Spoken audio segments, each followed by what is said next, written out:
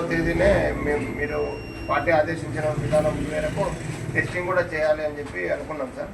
మా మా ఇక్కడ ఎమ్మెల్యే గారి అబ్బాయి ఈశ్వరన్న గారు కూడా ఆల్రెడీ మొన్ననే మీటింగ్ పెట్టి అందరికీ చెప్పారు సార్.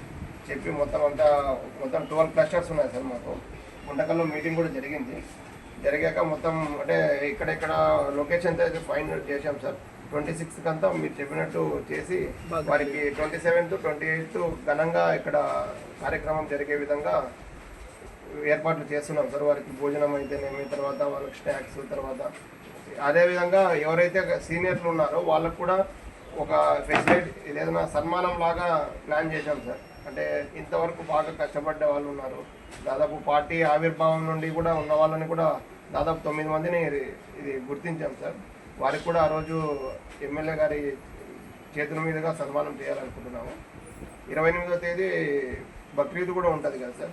ఆ రోజు ముస్లిం సోదరులతో కలిసి మన ఎన్టీఆర్ గారి జయంతిని కూడా గ్రాండ్గా చేయాలని చెప్పి ఎమ్మెల్యే గారు ఆదేశించడం అనేది, అలాగే ఎమ్మెల్యే గారి అబ్బాయి కూడా మాకు ఇన్స్ట్రక్షన్ ఇచ్చారు సార్. అదే మీ ఈ కార్యక్రమాన్ని అయితే సార్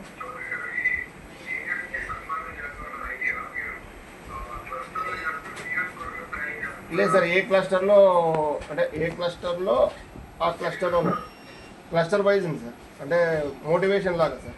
ఇప్పుడు మీరే ఏ విధంగా అయితే సార్ అదే సార్ మీ నాయకత్వంలో మీరు ఏ విధంగా అయితే సీనియర్లని గౌరవించుకుంటూ యువతని కలుపుకోవాలని చెప్పి ప్రతిసారి మీరు గుర్తు చేస్తుంటారు సార్. దాన్ని ముందుకు తీసుకెళ్లాలని మా ఎమ్మెల్యే గారి అబ్బాయి కూడా ఫాలో చేస్తుంటారు సార్. మీ మాటని ప్రతి ఒక్కరి దాన్ని మాకు రిపీట్ చేసి చెప్తుంటారు.